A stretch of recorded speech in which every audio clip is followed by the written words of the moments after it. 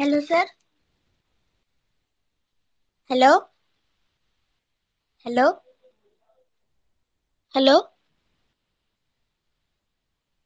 Hello. हा बोल बर. माझा आवाज येतोय का तुझ्यापर्यंत? हो. बोला. काय चाललंय? अभ्यास चालू आहे व्यवस्थित? हो. काय काय अभ्यास चालू आहे सांगा बरं. कुठून बोलतोय तो? सुरगाणा. सुरगाणा. छान. नाशिक. हो. ठीक आहे. मग काय अभ्यास करतो रोज तू? दररोज गणिताचा. गणित विषयाचा अभ्यास करतो. कशातून करतो? कोणतं पुस्तक वापरतो? 2026. 2026च नवीन नवनीतचं पुस्तक आणलंय? हो. किती वेळेस सोडवलं त्याला? 2. जोपर्यंत तुम्हाला कॉन्फिडन्स येत नाही की आपल्याला आउट ऑफ मार्क मिळत नाहीत, तोपर्यंत ते पुस्तक सोडवत राहायचं. त्याला हो. म्हणतात पिळून प्यायचं. हो. हं? हो. सोपं आहे आणि फार सोपं आहे. थोडा आहे भाग त्यातला. पुस्तक मोठं आहे, परंतु आकृत्या जास्त आहेत. पण हो. प्रत्येक प्रश्न एक नवीन नियम शिकवून जातो. अशा पद्धतीचं पुस्तक आहे. परफेक्ट पुस्तक आहे. हो. त्याच्यामुळं आणि एक नियम असतो अभ्यासाचा. 1000 पुस्तकं नाही वाचायची. एकच पुस्तक 1000 वेळा वाचायचं. हो. तुम्ही कधी ऐकलं का त्या UPSCचे जे आहेत ना, ते सांगतात त्यांचे एखाद्या लेखकाचं पुस्तक असतं. अर्थशास्त्राचं एक पुस्तक आहे UPSC साठी अभ्यासाचं. ते सांगतात ते आम्ही कुळून पिलो किंवा ते आम्ही त्यातलं काही माहित आहे आम्हाला. तो आम्ही हजारो वेळा वाचलं त्याला. म्हणजे कितीतरी रिव्हिजन दिलेले आहेत. 100 वेळेस वाचलंय, 100 वेळेस अभ्यास केलाय. अशा पद्धतीनं. म्हणजे 1000 पुस्तक नसतात वाचायचे. एकच पुस्तक 10 वेळेला वाचायचं असतंय. 10 पुस्तक वाचण्यापेक्षा एक पुस्तकाचा 10 वेळेस अभ्यास करायचा. त्यातल्या छोट्या-छोट्या गोष्टी सुद्धा तुम्हाला माहिती होतात. हो. आणि त्यावेळेस तुमची तयारी व्यवस्थित होत असते. आलं लक्षात? हो. दररोज 2 स्वाध्याय सोडवले गेले पाहिजेत इथून पुढे. 100 दिवसांचा वेळ. 100 पेक्षा कमी असेल आता. हो. हं? एका महिन्यात एक रिव्हिजन होते. असं 4 रिव्हिजन त्या पुस्तकातल्या गणित विषयावर होतात. हो. आणि जे काही अवघड पाठ होते ते यावर्षी कमी करण्यात आलेत. त्याच्यामुळे जास्त विचार नाही करण्याची गरज इकडं. हो. अभ्यास फक्त सातत्यानं करत चालायचं आणि फोकस मात्र मराठीकडे थोडंसं वाढवावं लागणार. का? तर अवघड प्रश्न टाकण्यासारखे घटक या आता तुमच्या याच्यामध्ये तेवढे नाहीत. आता तुम्हाला थोडा अवघड बनवून देता येतो तुमच्या बुद्धीनुसार. परंतु शतमान सारखा पाठ, अ, आपला सरळ व्याजाचा घटक होता. हो. त्याच्यानंतर अपूर्णांकामध्ये थोडीशी काठिण्य पातळी आणखी कमी केली त्यांनी, नाहीतर तो भाग. फार म्हणजे टफ प्रश्न त्याच्यामध्ये तयार करता येत होते. आता राहिलाय तो सरासरी एक भाग व्यवस्थित समजून घेणं गरजेचं आहे. त्याच्यावर प्रश्न तयार होऊ शकतो खास. जिथं की हो. विद्यार्थ्यांना थोडंसं अवघड वाटण्यासारखं तयार करायचंय. हो. बरं ठीक आहे. बाकी काही शंका तुझी? नाही. ठीक आहे. चला ओके. अद्वित आहे पुढं. वेटिंग वर आहे. पुढं बोलायचं म्हणतोय. बोला अद्वित. हॅलो. बोला. काय हो. म्हणताय? काय नाही सर. हम्म. चालून व्यवस्थित अभ्यास. घरी पेपर सोडवताय का तुम्ही? प्रश्न संच आणायला पाहिजेत आता तुम्ही. नाही सर, विद्याभारतीचे प्रश्न विद्या सोडवतोय. ठीक आहे. नवनीतचा झाला का पूर्ण? नवनीतचं पुस्तक सोडून झालं. नवनीतचा एक प्रश्न संच आणा ना. सोपाही आहे आणि अचूकताही आहे. हो आणि सर. काठिण्य पातळी म्हणजे तुम्हाला म्हणजे आवडेल, सगळ्या मुलांना आवडणार असा आहे तो. आणि जे आपण अभ्यास नवनीतच्या पुस्तकातून करतोय त्याचा म्हणजे हे होईल तुम्हाला, त्याचा फायदा होतोय असं तिथं तिथं दिसेल. त्याच त्याच काठिण्य पातळीचे प्रश्न आहेत तिथं म्हणून सेम. चालेल. हो. ओके ठीक. चला कोण आहे हा? प्रद्युम्न. बनकर, हॅलो सर. बोल बाळा, काय शंका तुझी? अभ्यास चालू आहे व्यवस्थित? किती पेपर सोडवले आजपर्यंत? ऑफलाईन घरी किती पेपर सोडवले? अभ्यास घरी नाही सोडवले. घरी सोडवावेच लागतील. आता तरी प्रश्नसंच घेऊन या. काही विद्यार्थी दररोज 2 पेपर सोडवत आहेत. तुम्हाला आता बघायचं का? मी काही जणांना दाखवतो. ते सांगतील आपल्याला की किती पेपर आपण सोडवतो, किती झाले, कोणते पुस्तकातले झाले. आता शेवटी अभ्यासानंतर एकच ऑप्शन शिल्लक असतो, सराव करणे. दररोज 1-2 पेपर सोडवणे, जे चुकतायत त्याच्यावर फोकस करणे. लर्निंग फ्रॉम फेल्युअर, आपल्या चुकांमधून शिकत जाणं, त्याला अभ्यास म्हणायचं. आलं लक्षात? आलं का? बनकर घेणार का नाही मग प्रश्नसंच? सुरुवातीला प्रश्नपत्रिकांचा संच आणा, न पाहता सोडवा, वेळेचं नियोजन करा. सांगितलंय ना मी, 40-40-40चा फॉर्म्युला वापरायचा. 40 मिनिटामध्ये सोडवता येते का बुद्धिमत्ता ते बघायचं. 35 मिनिटात पूर्ण होते तुमची, 100%. नंतरचा गणित विषय आणि सिरियल कुणीही तोडायची नाही. प्रत्येक प्रश्न ज्या सिरियलने, ज्या क्रमाने तुमच्या प्रश्नपत्रिकेत आलाय त्याच क्रमाने सोडवण्याचा सराव करा.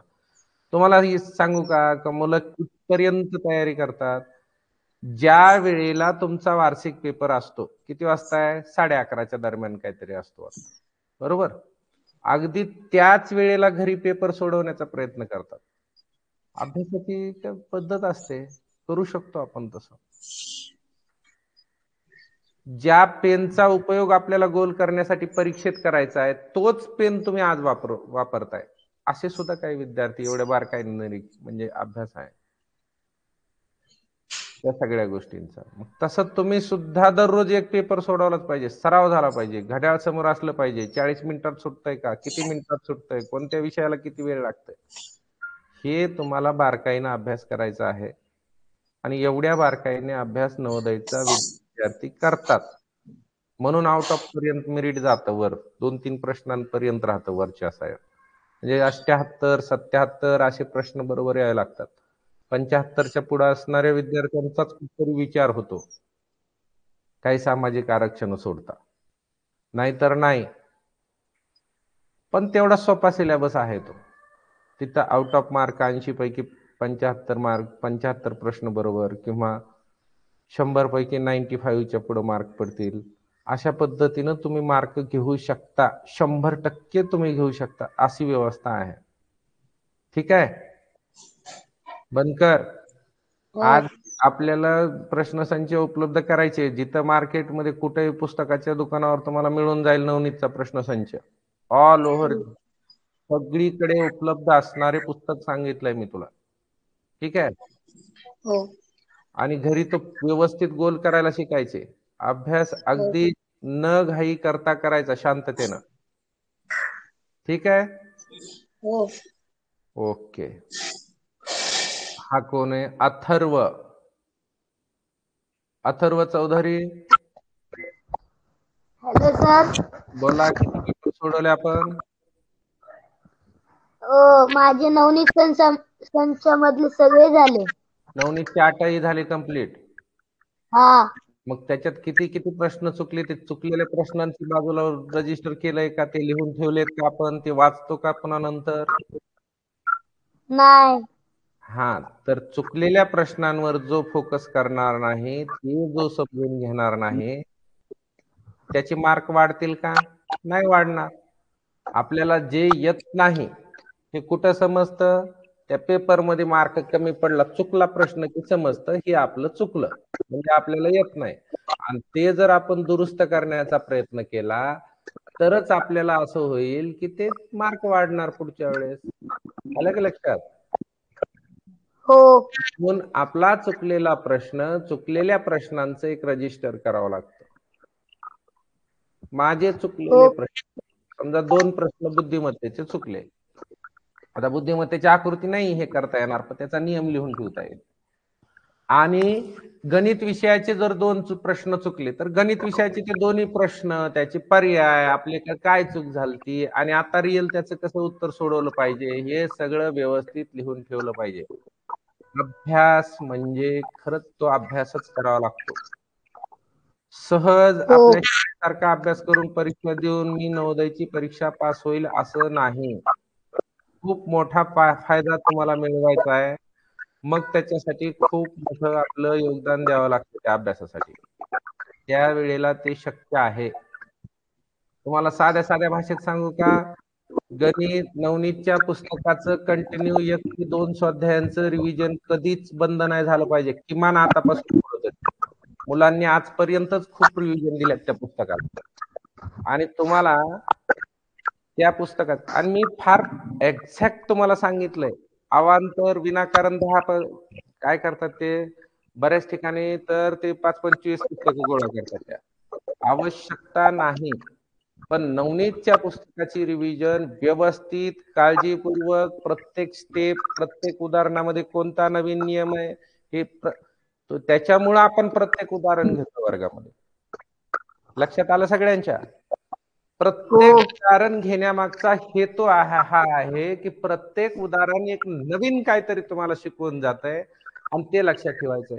याचा नेमकेपणा मोजकेपणानं तयार केलेला सिलेबस तुमच्या नवनीतच्या पुस्तकामध्ये आहे. त्याला सातत्यानं रिव्हिजन व्यवस्थित देत चला.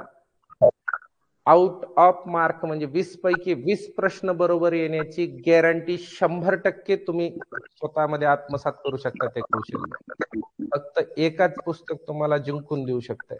आजपर्यंत हो. 5 वर्ष आम्ही ते एकाच पुस्तकावर व्यवस्थित प्रयोग केलेले आहेत. एक तर त्याची अचूकता आहे, प्रत्येक प्रश्न युनिक आहे, काठिण्य पातळीचा योग्य विचार केलेला आहे. या सगळ्या गोष्टींचा त्या नवनीतचे दोन्ही पुस्तक वापरायचे आपल्याला. एक प्रश्नसंच 8 प्रश्नपत्रिकांचा आणि एक पुस्तक. म्हणून तेवढी एकच जादूचिकी असल्यासारखा विषय आहे तुम्हाला की त्यानं तुम्ही नवोदयची परीक्षा व्यवस्थित कंप्लीट करू शकता.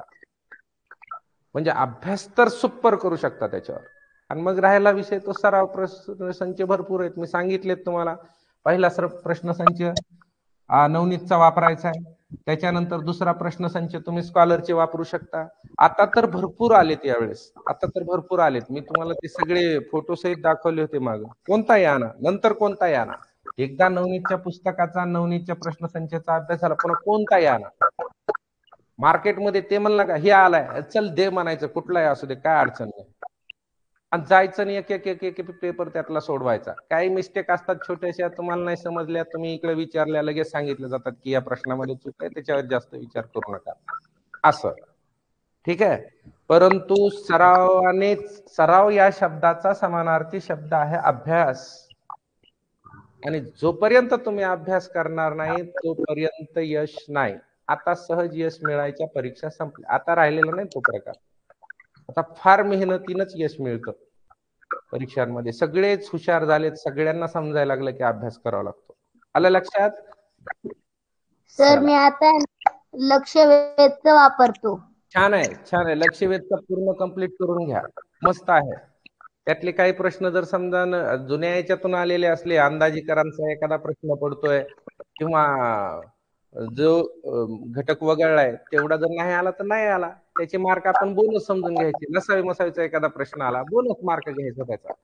परंतु आपण जे घटक आपल्याला आहेत त्याचा व्यवस्थितच पैकीच्या पैकी प्रश्न सोडवता आले पाहिजेत याच्यावर आपला अभ्यास ठेवायचा. आणि तो जो चुकलेला प्रश्न आहे तो लिहून ठेवायचा रजिस्टर मध्ये. असं करा व्यवस्थित. हो. अथर्व कुठून बोलतोय तू? गाव तुझं? वनी. वणीवरून बोलतो. नाशिक. ठीक आहे.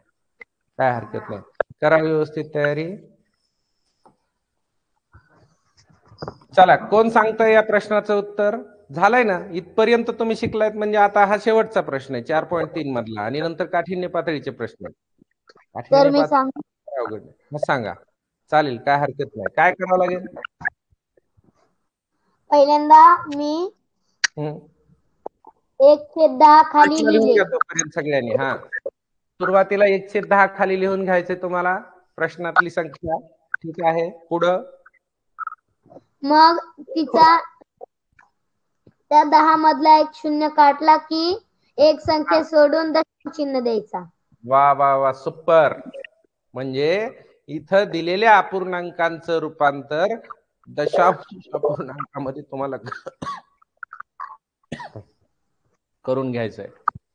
दशांश अपूर्णांकामध्ये प्रत्येकाचं रूपांतर करून घ्यायचं आणि पुन्हा नंतर पुढे काय करावं लागेल, त्यांची बेरीज केली की बेरीज उत्तर करायची. सी. करेक्ट. तर बेरजेचा नियम काय आहे, दशांश अपूर्णांकाची किंवा दशमान संख्यांची बेरीज करण्याचा नियम काय सांगतो, जे दशांश चिन्ह आहेत ते एका खाली एक येऊ करेक्ट. द्यायचे.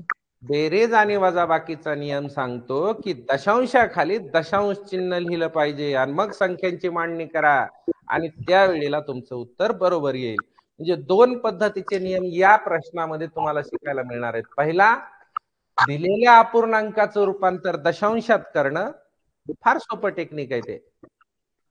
आणि दुसरी गोष्ट, त्या अपूर्णांकाची दशांश अपूर्णांकाचे म्हणजे ज्या पॉइंटच्या संख्या आलेल्या आहेत त्या पॉइंटच्या संख्यांची काय करायची, तुम्हाला पॉइंटच्या संख्यांची बेरीज करायची. मग बेरीज करताना त्याची मांडणी कशी करावी, पॉइंट खाली पॉइंट कसा ठेवा, ह्या सगळ्या गोष्टी तुम्ही आता शिकलेल्या आहेत, सगळ्यांना ते माहिती आहे आणि त्या पद्धतीने हा प्रश्न आपल्याला सोडवायचा. ठीक आहे, लिहून घ्यायचा झालाय, सगळ्यांनी लिहून ठेवलाय, प्रश्न सोडवण्याचा प्रयत्न केला असेल, पण आता समजून देताना बंद करायचं लिहायचं आणि इकडे बोर्डवर लक्ष द्यायचं. सगळ्यांनी एकदा समजून घ्यायचं. समजून घेताना कुठलंही काही काम बाकीचं करायचं नाही. का, समजून नंतर दिलं जात नाही. तरी एक खूप मोठं टेक्नॉलॉजीनं तुमच्या समोर की ती गोष्ट तुम्ही परत पाहू शकता रेकॉर्डिंग मध्ये, पण तेवढा वेळ नसतो किंवा तो विसरून जातो तुम्ही. म्हणून इथंच लक्ष द्यायचं, लिहायचं पहिलं बंद करायचं. कुणी पेनाचं टोक खात बसतंय, पेनाचं टोपण सगळे अजिबात काय करायचं नाही, इथंच लक्ष द्यायचं बोर्डवर, सगळ्यांनी समोर लक्ष द्यायचं आणि प्रश्नाचं उत्तर समजून घ्यायचं. समजून घेताना दुसरं काहीच करत जाऊ नका. चला, बरोबर सांगितलं अगदी. पहिला अपूर्णांक 1/10 हा अपूर्णांक आहे. अपूर्णांक म्हणजे तुम्हाला माहित आहे, ज्याला अंश असतो, ज्याला छेद असतो त्याला अपूर्णांक म्हणायचं. ज्याला अंश आहे, ज्याला छेद आहे त्याला अपूर्णांक म्हणायचं. दुसरं एक व्याख्या सांगू तुम्हाला, एक दशांश म्हणजे ज्याचा छेद 10, 100, 1000 असा 10च्या घातांकाच्या पटीत असतो त्याला दशांश अपूर्णांक म्हणायचं. मग जर विचार केला तर तुमच्या लक्षात येईल की इथं दिलेला अपूर्णांक हा दशांश अपूर्णांक आहे किंवा दशमान अपूर्णांक आहे. थोडक्यात माझ्या भाषेत सांगू, ती एक पॉइंटची संख्या आहे, त्याच्यात पॉइंट येतो, ते पॉइंटच आहे, फक्त त्याला वेगळ्या पद्धतीने मांडलंय. कसं मांडलंय, 1/10 केलंय. काय केलंय 1/10, तर त्यातला पॉइंट फक्त काढून त्याचा छेद दशमान रूपात लिहिलाय. नाहीतर खरं तर असं पाहिल्यानंतर तुम्हाला जाणवलं पाहिजे की हे पॉइंटच्याच संख्या आहेत, फक्त लिहिण्याचं रूप त्याचं वेगळ्या रूपात लिहून दाखवलं. व्याख्याचे दशमान अपूर्णांकाची, दशांशाची काय, दशांश अपूर्णांकाची व्याख्या आहे ज्याचा छेद 10 किंवा 10च्या घातांकाच्या, म्हणजे थोडक्यात 10, 100, 1000, लाख एकावर शून्य असणारा येणार आहे, त्याला म्हणायचं दशांश चिन्ह, दशांश अपूर्णांक. अलग लक्षात, अपूर्णांकामध्ये दशांश अपूर्णांक हा प्रकार आहे पॉइंटची संख्या. पण पॉइंटच्या संख्येचा अर्थ असा असतो की त्या संख्यांचा छेद 10, 100, 1000 अशा पद्धतीच्या पटीमध्ये असतो. आलं लक्षात. म्हणून आपण याचं दशांश मग त्याच्या मूळ रूपामध्ये त्याला आपण लिहिण्याचा प्रयत्न करू. 1/10 हे 1/10 आहेत. उत्तर इथून लिहायला सुरुवात केली आपण.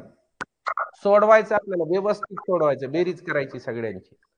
1/10चं रूपांतर हे अगोदर लिहून घेऊ आपण. 1/10 11/100 अधिक 111/स्थानी 1000. करेक्ट. आता एक नियम असतो, थोडक्यात तो भागाकाराचा नियम आहे की एक संख्ये, आता हे छेदस्थानचं एक शून्य जर काढून टाकायचं असेल तर एक नियम पाळला जातो की या संख्येच्या छेद कुठे दशांश चिन्ह सध्या जे दिसत नाही ते संख्येच्या शेवटी असतं, अंशस्थानच्या. तर एक शून्य कट केल्यानंतर हे दशांश चिन्ह एक घर डावीकडे सरकतं. हा एक पद्धतीने सांगितलेला नियम.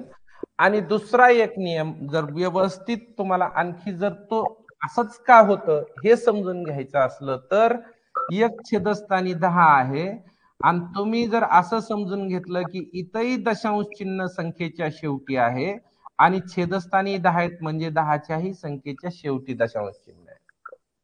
भागाकाराचा नियम असं सांगतो दशांशाच्या की शेवटचं दशांश चिन्ह हे एक घर जर छेदस्थानचं दशांश चिन्ह जर एक घर डावीकडे सरकत असेल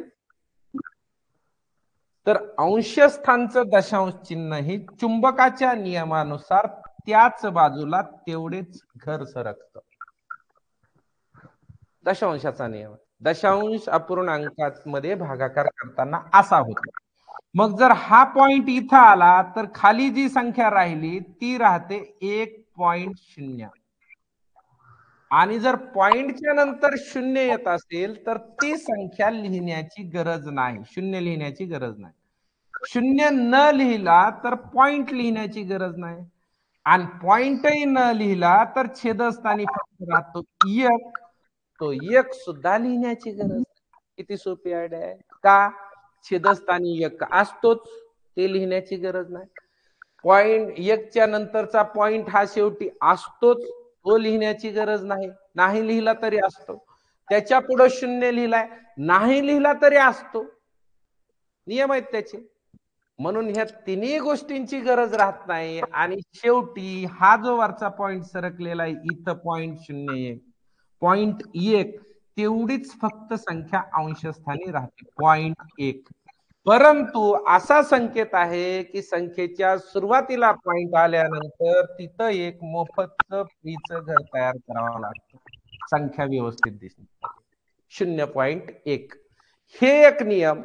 हा जरी नियम माहित असेल तरी तुम्ही या पद्धतीनं याचं दशांश अपूर्णांकात रूपांतर करू शकता. म्हणून इथला एक पॉइंट 0 कट करणं म्हणजेच इथला पॉइंट इथं येणं आहे. तसं अंशस्थानचे पॉइंट नियम आहे. मी सांगितलं ना लहानपणी आम्ही काय खेळायचो, चुंबक खेळायचो. एखाद्या पुठ्ठ्याला खालून चुंबक लावायचा आणि वरचं चुंबक त्याला आपोआप ते खालचा जिकडे फिरणार आहे त्या बाजूला फिरायचं आणि आम्ही म्हणायचं बघ जादू कशी दिसते.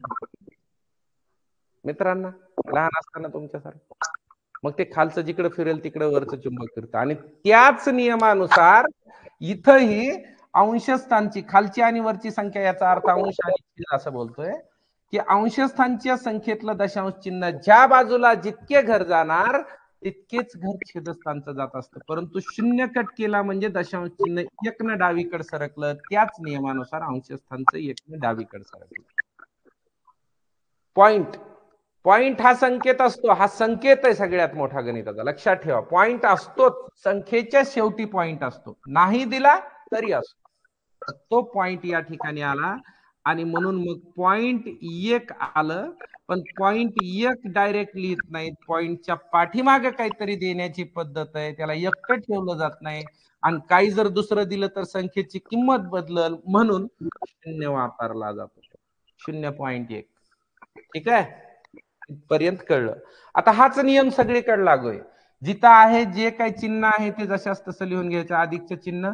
इथंही तोच नियम, इथलाही तोच नियम इथं समजून सांगतो. याच्यामध्ये संख्येच्या शेवटी 0 आहे, संख्येच्या शेवटी 0 सॉरी संख्येच्या शेवटी दशांश चिन्ह आहे. इथंही संख्येच्या, तुम्ही म्हणाल कस काय, असतच, फक्त आवश्यकता लागली तर घ्यायचं. मग इथं गरज आहे म्हणून घ्यावंच लागणार. चला, इथलं दशांश चिन्ह नियमानुसार खाली आपल्याला 1 आणायचे. 1 आणले की ते कट होऊन जातात. 1 आणण्यासाठी या 100 मधलं दशांश चिन्ह आपल्याला 2 0 डावीकडे सरकावं लागेल. मग 1 येईल आणि छेदस्थानी 1 राहतच असतो. 1 राहिला की आपण नाही लिहिला तरी चालतो, मग त्याचं दशांशात रूपांतर होणार. कुणाचं होणार आहे? अंशस्थानच्या संख्येचं होणार आहे. त्याच्यात पॉइंट आणायचा आहे. खालचे 2 0 कट केल्यानंतर ते दशांश चिन्ह 2 घर डावीकडे सरकतं. म्हणून अंशस्थानचंही दशांश चिन्ह चुंबकाच्या नियमानुसार, मॅग्नेटच्या, आता काय जणांना चुंबक समजत नाही, ते मॅग्नेट म्हणजे आपण त्या पद्धतीनं वापरतो ती. मॅग्नेटच्या नियमानुसार त्याच पद्धतीनं तेवढेच घर डावीकडे सरकतं. म्हणजे 2 शून्य डावीकडे सरकल्यामुळं इथले 2 घर डावीकडे सरकला आणि तो दशांश चिन्ह इथं आला. छेदस्थानी 1.00 राहिलं, शून्य लिहिण्याची गरज नाही, पॉइंट लिहिण्याची गरज नाही, म्हणून शेवटी राहिलेला एकही लिहिण्याची गरज नाही. आणि ते छेदस्थानचे समजून घेतलं की त्याच्या छेदस्थानी 1 आहे आणि मग ते जशास तसं खाली तुम्हाला लिहून घ्यायचंय. 0.11. परंतु मी एक नियम सांगितला की पॉइंटनं जर एखादी संख्या सुरू होत असेल तर त्याला त्याच्या अगोदर एक शून्याचं घर घेण्याची पद्धत आहे गणितामध्ये. काय घेतलं जातं? शून्याचं घर.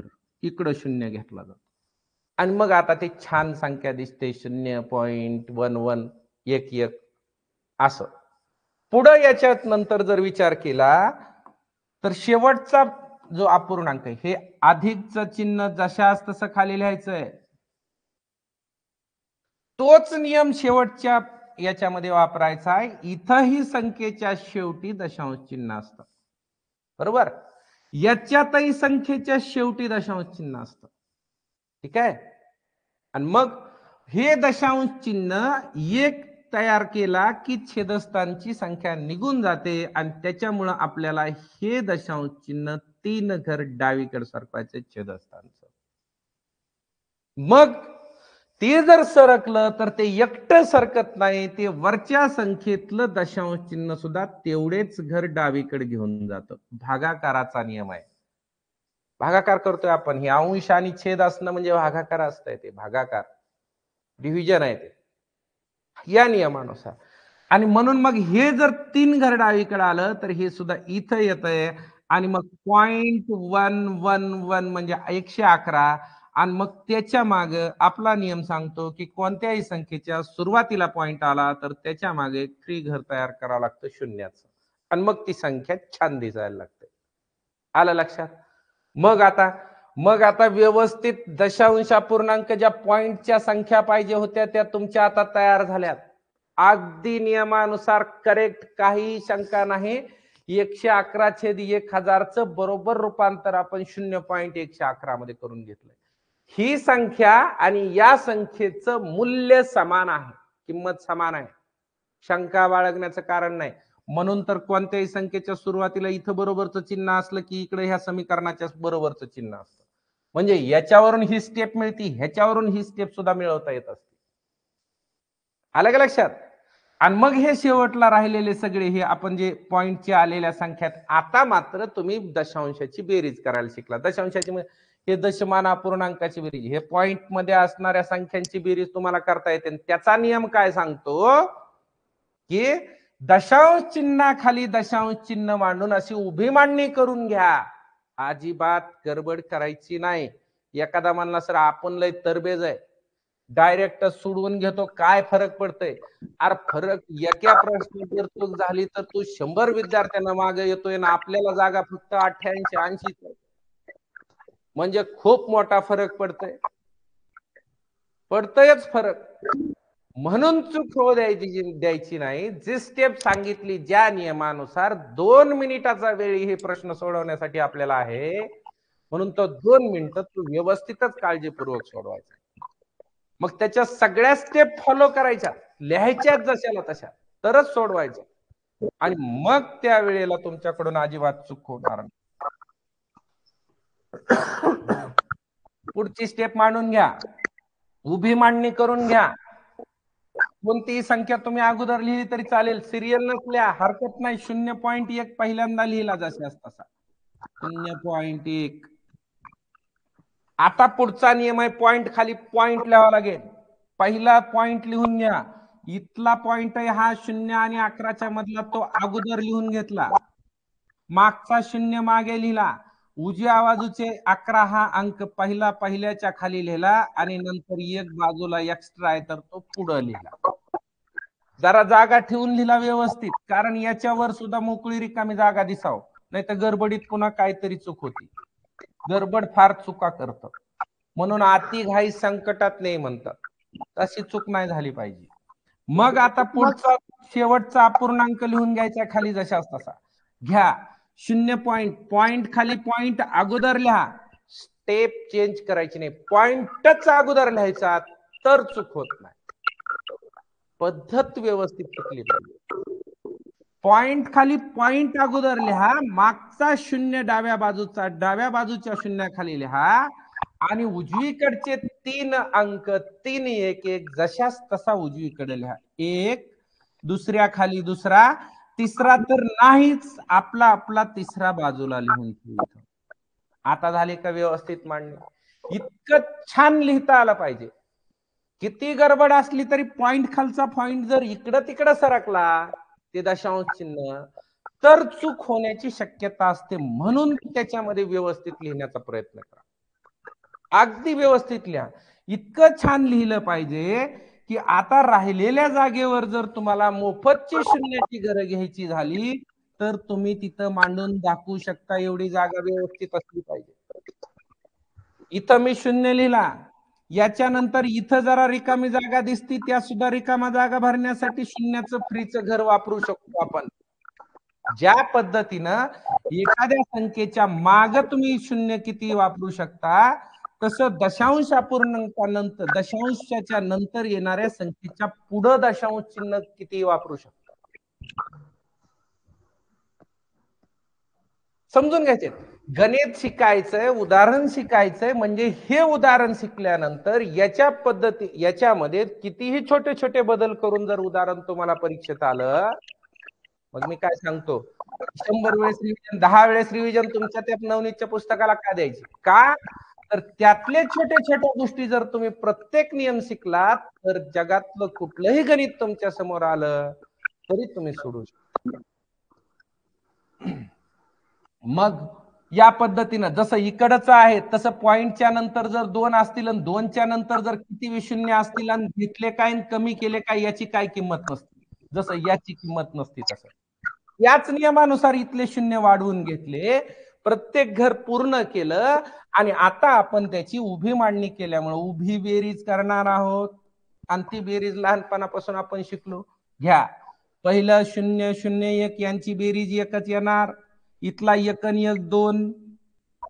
फार छोटी छोटी संख्या असतात, तुम्हाला बेरीजच तशी असते, फार सोपी सोपी. आता बघा पुढं 1 1 1 3 वेळेस आहे, हा 3 इथं येईल. दशांश 3 आहेत म्हणून 3दा लिहायचे नाहीत, हा दशांश चिन्हाखाली उत्तरातलंही दशांश चिन्ह जशास तसं येणार आहे आणि ते तुम्ही बरोबर दशांशाखाली दशांश चिन्ह लिहायचे. हो. ते मात्र उत्तरात सुद्धा तसंच येणार, ते पॉइंट खाली पॉइंट येणार. आणि मग त्याच्या डावीकडची जी संख्या आहे ती त्या पद्धतीने इकडे 3 शून्य आहेत म्हणून 3 वेळेस लिहिण्याची गरज नाही. 10 वेळेस जरी शून्य एकत्र केला तरी उत्तर 0. मग त्याचं झालं 0.321. आणि आता शोधायचं की बाबा 10 नंबरच्या प्रश्नाचं उत्तर 0.321 सी मध्ये आहे.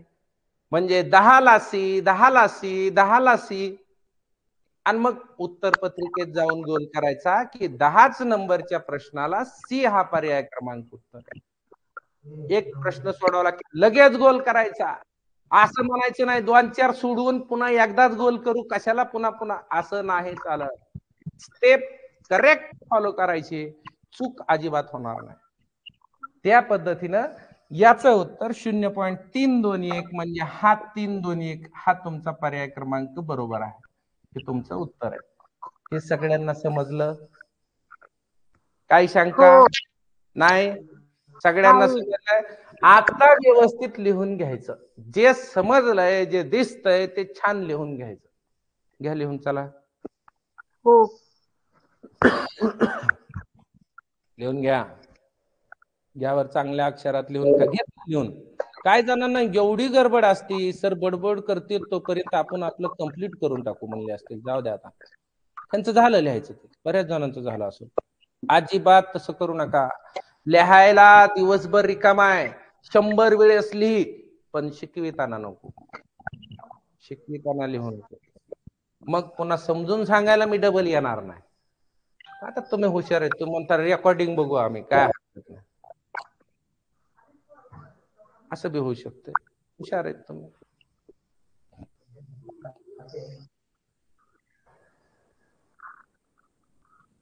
चला, झालं लिहायचं सगळ्यांचं.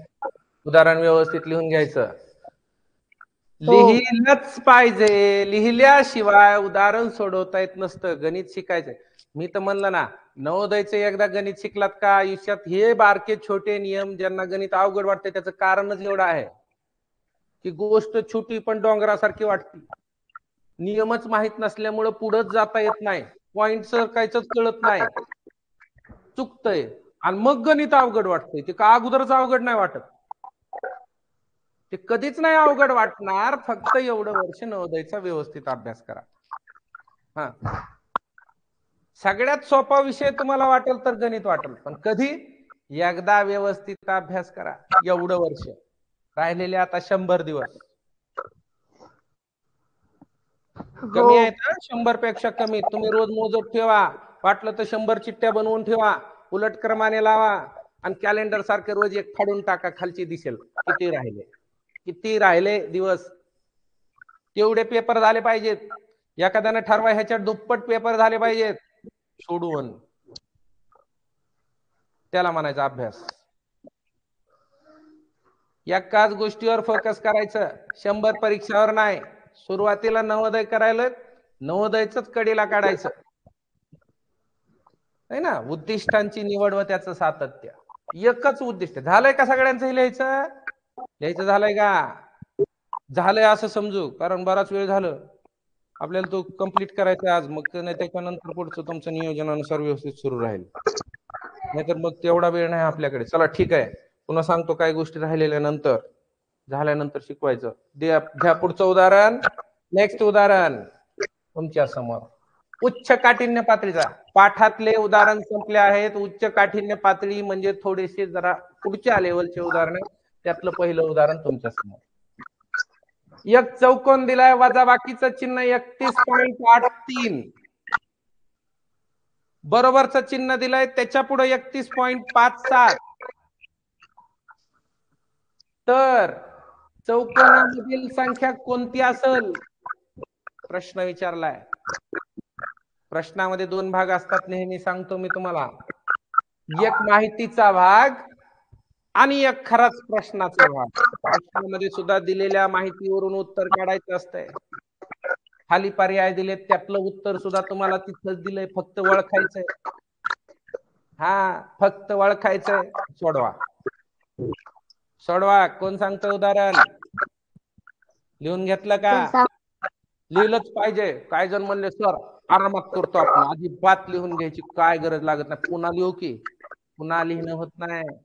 जेव्हा शिकलंय तेव्हा व्यवस्थित रजिस्टर पेन घेऊन वर्गात काय झोपून शिकता का?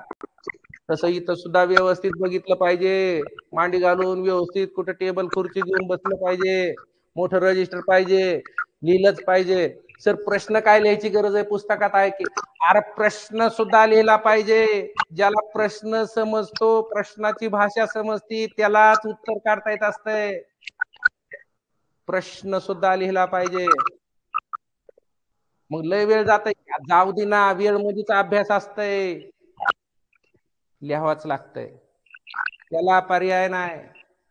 शॉर्टकट नसतंय. यश मिळवायला शॉर्टकट नसतंय. लिहावंच लागतंय.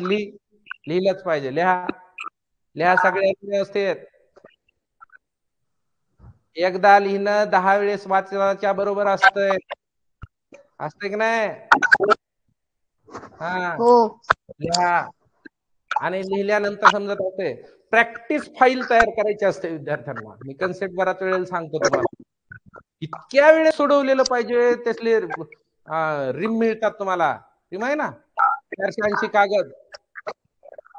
रुलिंग पेजचे मिळतात किंवा कोरे मिळतात. एवढे सोडून एक फाईल भरली पाहिजे. मला ज्यांनी गणित शिकवलं त्यांच्याकडे मी 6 महिने शिकलो होतो, पण माझी फाईल अशी झाली होती. आणि मग त्याच्यामुळं आता ते कुठलंही येतं, पण ते शिकवण्याची पद्धतच तशी होती.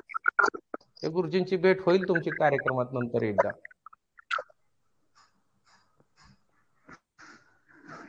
यावर्षी विद्यार्थ्यांच्या सत्काराचा ज्यावेळेस मोठा कार्यक्रम होईल त्यावेळेस सगळ्यांना ते पाहण्याची संधी भेटेल. सगळ्या गोष्टी घ्या पुढं. सोडवताय का? काय करायचंय? एवढंच उदाहरण सोडवायचंय इथून इथपर्यंत. आणि त्याच्यात फक्त काय काढायचंय? डोंगर पोखरून उंदीर काढायचाय. त्यातली छोटीशी किंमत काढायची आहे. एका छोट्या चौकोनात कोणती संख्या असेल तेवढीच काढायची आहे. घ्या लिहून. पहिला चौकोन, वजाचं चिन्ह 31.83, जशास तसं. पहिल्यांदा दिलेला भाग जशास तसा लिहून घ्यायचा. बरोबरचं चिन्ह 31.57. ठीक आहे. पुढं काय नाही. आता याला सोडवायचंय. सोडवीत असताना काय करायचं? हे समीकरण सोडवायचं आपल्याला. आणि सॉरी डबल बरोबरचं चिन्ह देण्याची गरज नाही मागे.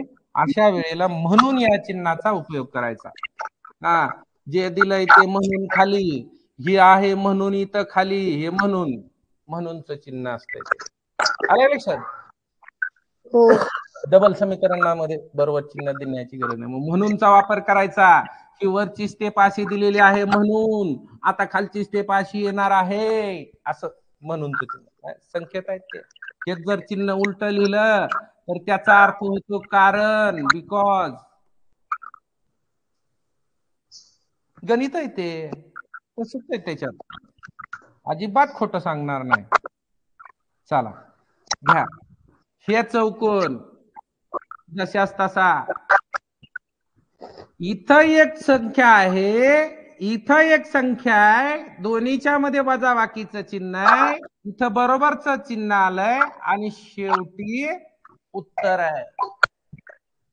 सर मी सांगू? सांगा. तुम्ही सांगा, मी तसं लिहितो. चौकट बरोबर मोठी संख्या. मग मोठी संख्या आहे, मग आपण लहान संख्या अधिक उत्तर केलं की मग आपल्याला ती मोठी संख्या भेटल.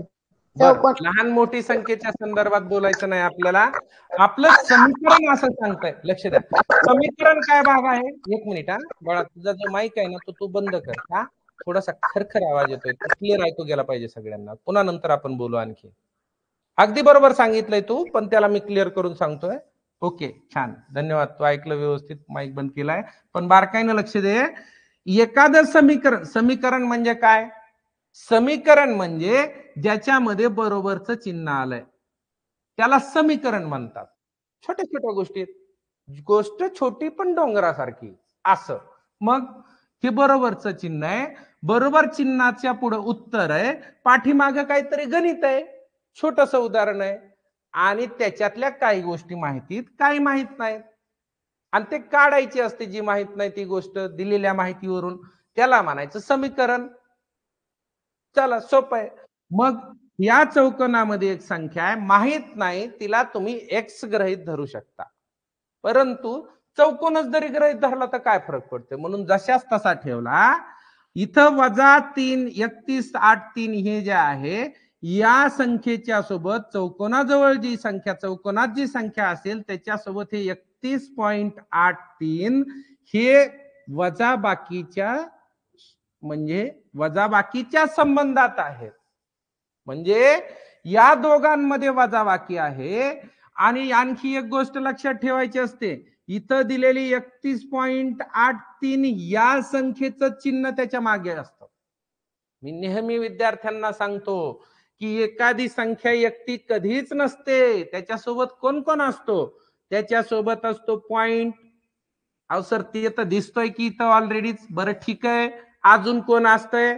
त्याचा पॉवर असतो एक, घातांक एक असतो, त्याच्यासोबत काय असते? छेद एक असतो, आणखी काय काय असतंय? बरंच काय असतंय. ज्यावेळेस गरज लागेल त्यावेळेस सांगेल. परंतु लक्षात ठेवा की या संख्येच्या सोबत आणखी काय असतंय, तर आता जे आपल्याला गरजेचं आहे ते असतंय. दिलेलं नाही म्हणजे या संख्येच्या पाठीमागे त्याचं चिटकून चिन्ह असतंय अधिकचं, आणि हे अधिकचं चिन्ह जसं आहे तसं या संख्येच्या मागे त्या संख्येचं चिन्ह आहे वजाचं, वजाबाकीचं चिन्ह आहे. आणि ते चिन्ह आपल्याला व्यवस्थित काळजीपूर्वक बघायचंय, आणि त्या चिन्हामुळे ही दिलेली संख्या ही वजा संख्या तयार झाली. त्याच्यासोबत असणाऱ्या या संख्येसोबत या संख्येची वजाबाकी करायला सांगितली वजा चिन्हाने, आणि म्हणून या दिलेल्या वजाबाकीच्या चिन्हाचं या वजाबाकीच्या चिन्हामुळे या संख्येचं इकडं वजामध्ये असणारी संख्या जेव्हा आपल्या बाजूचं चिन्ह म्हणजे इकडून ज्या वेळेस ती इकडं जाते संख्येच्या बाजूला, आता प्रश्न असा उभा राहतोय सर हिला का न्यायचं तिकडं? अरे बाबा, जोपर्यंत संख्या एका बाजूला येणार नाहीत तोपर्यंत त्यांची क्रिया करता येणार नाही. इथं काय झालंय, इथं ह्या डब्यात काय आहे ती माहितीच नाही, आणि मग ह्या डब्यासोबत ह्या संख्येची क्रिया होऊ शकत नाही, अजिबात होऊ शकत नाही. मग समीकरण सोडवताना संख्या ज्या आहेत ते एका बाजूला आणि डबे जे काय राहिले ते दुसऱ्या बाजूला ठेवायचे, तेव्हा त्या डब्याची किंमत निघत असते.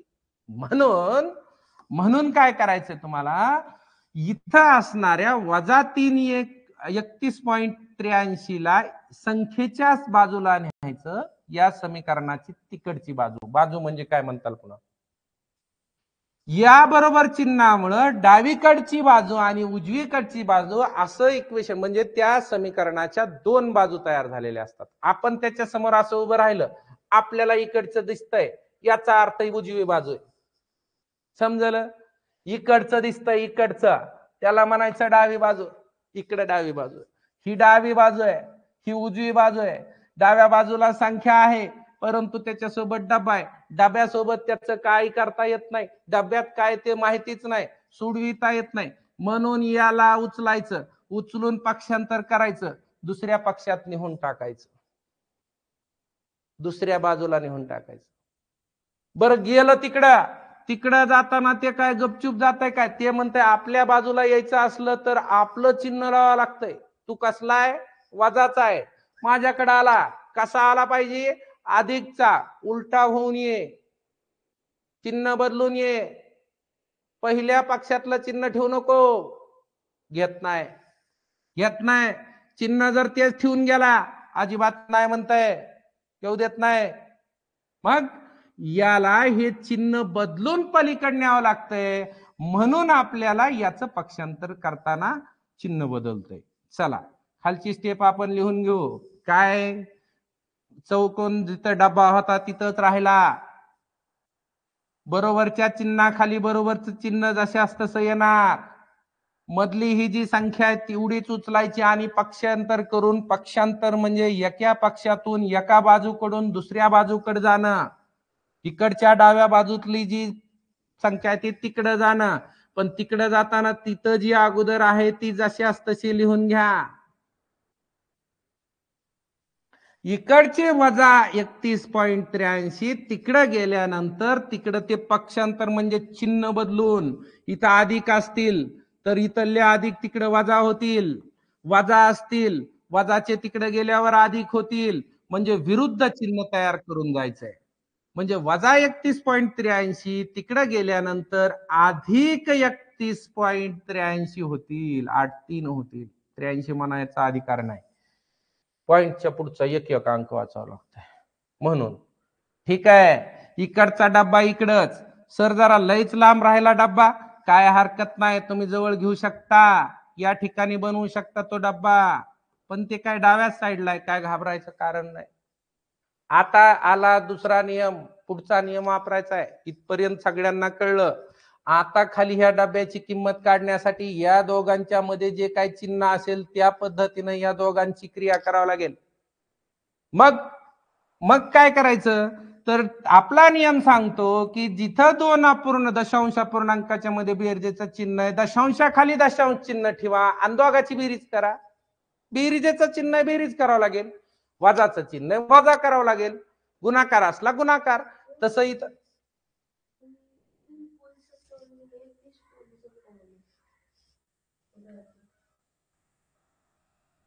इथं का,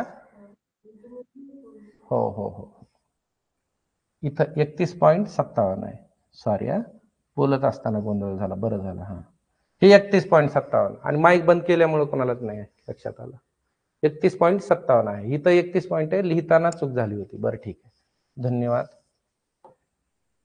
चला पुढं. मग आता या दोघांची बेरीज करायची तुम्हाला, हे समजतं. माझं चुकलं की तुम्ही व्यवस्थित करून घ्यायचं, तुमच्या सगळ्यांचं चुकलेलं मी दुरुस्त करून घेणार, म्हणून तुम्ही माझ्याकडून चुकलं की तुम्ही समजून घ्यायचं आणि चुकलेलं बाजूला ठेवून द्यायचं, चांगलंय तेवढंच घ्यायचं, शिकायचं व्यवस्थित. इथं आधी इथं डब्याखाली डब्बा जशाच तसा येणार. या दोघांची बरोबर. आता इथं दशांश चिन्हाच्या बाजूला समान अंक आहेत असल्यामुळं ही मांडणी करायला फार सोपं जातं. यांची बेरीज करायची, आपण बाजूला घेऊन सुद्धा उभं मांडणी करून लिहून घेऊ शकतो. 31.57 बरोबर. इथले संख्या लिहिताना चुकू देऊ नका, नाही तर उदाहरण चुकतंय. आणि हे 31.83 यांची तुम्हाला काय करायची आहे, बेरीज करायची. करा बेरीज, पॉइंट खाली पॉइंट ठेवून बेरीज केली पाहिजे. सोडवा. आता 7 आणि 3 10, हातच्या आला 1, 8 आणि 1 9, 9 आणि 5 14. पॉइंट खाली पॉइंट, हातच्या आला 1, 1 आणि 1 2 आणि 1 3, 3 आणि 3 6. अशा पद्धतीनं म्हणजे किती आलंय, 63.40. मग 40 तसंच लिहावं लागेल, 63.40. आता मी जर पर्यायात अशीच संख्या शोधली तर कुठं भेटेल, कोण सांगतंय, कोण सांगतंय? तनिष्का सांगा, तनिष्का पर्यायात कुठं दिसतंय का? Hello sir. बोला, कुठं आहे हे उत्तर? डब्याच्या बरोबरीनं ही किंमत आली म्हणजे डब्याचं उत्तर आपलं हेच आहे. आणि हे म्हणूनच्या चिन्हाखाली म्हणून चिन्ह तसंच समीकरणामध्ये येणार. हा कुठं आहे 63.40? कुठं असेल, आहे का पर्यायात? मग काय माग पुढं करून घ्यायची का संख्या एखादी? काय होतंय, मागे शून्य पुढे शून्य आला तर जमल का? हो. जमल? नाही. काय बी जमत नाही, असं जमत नाही. या 4ची किंमत फार कमी आहे, 100तला 4था भाग आहे ते, तसं नाही चालत. इथलं उत्तर सांगतंय, हा काय सांगतंय हे, 10 मधला 4था भाग घ्या म्हणतं. इथं 4 हे, इथं बाद 4चं स्थान बदलता येत नाही. नंबर बी कुठे आहे? ऑप्शन नंबर बी मध्ये तसंच काहीतरी दिसतंय, थोडासा फरक आहे. 63 जशाच तसे आहेत, 4 आहे, फक्त पुढे शून्य नाही. आणि मग मी आताच सांगितलं होतं ना तुम्हाला की पॉइंटच्या पुढे जर एखादा अंक अंकाच्या पुढे किती बी शून्य दिले काय आणि एकदाच काढून टाकले काय फरक पडत नाही, काहीच फरक पडत नाही.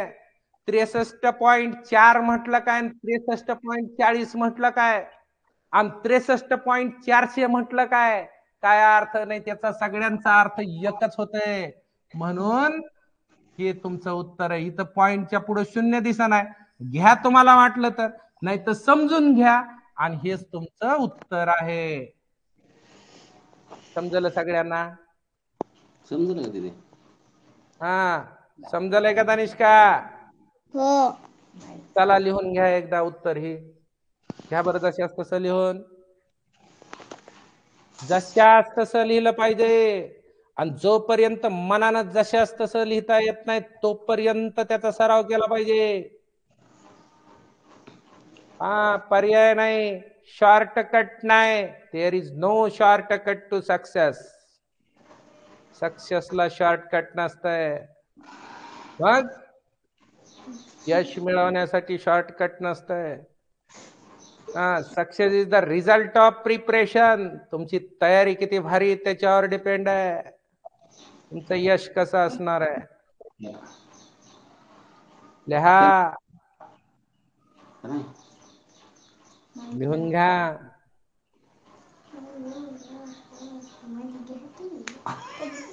स्नेहल,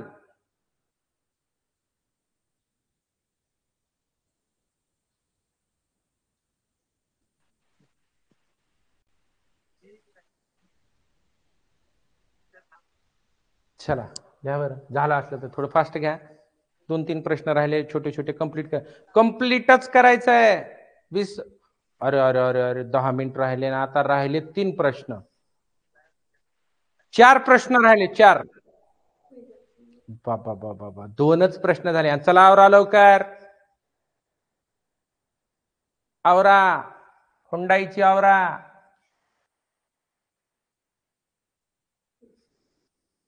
झालं का? झालं का लिहायचं? रमेश, हॅलो, लिहायचं झालंय का? गाण्यांचा आवाज यायला मला. सेलार, कविता सेलार डिवाइस कोण आहे? सेलार,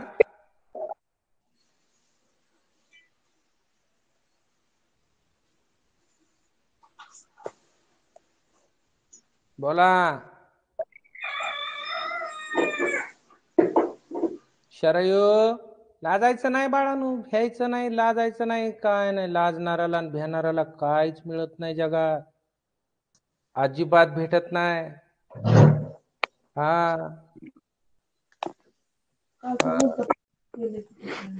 शरयू बोला. आंबेवरून कोण आहे? शौर्य आहे. शौर्य कोण आहे रे? अर्धच नाव आहे, सांगा बरं कोण आहे? Hello sir. हा, पूर्ण नाव सांग तुझं. शौर्य दशरथ शेजाळ. हा, शौर्य बोला. लिहिला का हे सगळं? हो सर. मी बघायला येणार आहे तुझी एक दिवशी खरंच. हा, मी बघितलंय. श्रीगोंद्यातून जाताना सुद्धा काही जणांचे रजिस्टर बघितले होते मी, अजिबात नव्हते त्यांच्याकडे त्या दिवशी. हा, म्हणून सांगायलो, मी येत असतो एखाद्या वेळेस तिकडं, रजिस्टर लिहून ठेवा व्यवस्थित. या सर आंबीला. नक्की आल्यावर येईल. आंबेतून जाताना तुझी भेट घेतो. ठीक हो आहे, सर. चला नेक्स्ट प्रश्न. समजत आहे तुला? समजायला ना बाळा? हो सर. काय अडचण नाही. ओके, चला मग. हा, वाचा हे प्रश्न एकदा सगळ्यांनी आणि लिहून घ्या बाकीच्यांनी. तू वाच बर बाळ. आरवने 25.5 रुपये 25.5 रुपयाची रंगपेटी घेतली त्यानं. दुकानात गेला आरव, दुकानात गेला, दुकानात. हा, रंगपेटी घेतली. रुपये 50 किमतीचे पेन व 4.50 किमतीचे पेन घेतले. खरेदी करायला गेलाय ते. व रुपयाची वही 22 रुपयाची विकत वही विकत घेतली. छान. पुढं दुकानदार असताना त्याने 100 रुपयाची नोट दिली. छोटी मोठी नाही, 100ची नोट दिली. दुकानदाराकडून त्याने रक्कम परत घेतली. रक्कम म्हणजे काय होतं? पिशवीत घेतलं का काही? रक्कम म्हणजे काय? हा, पैसे वापस घेणे. पैसे परत घेतलेली रक्कम म्हणजे रक्कम या शब्दाचा अर्थ होतो पैसे, रुपये, पैसे. रक्कम, रक्कम शब्दाचा अर्थ आहे. हा, लिहा. लिहिला का सगळ्यांनी? व्यवस्थित लिहा. लिहा बरं. पाहिजे लिहावं लागेल. लिहा. छान आहे, लिहून घे. चला लिहून घ्या.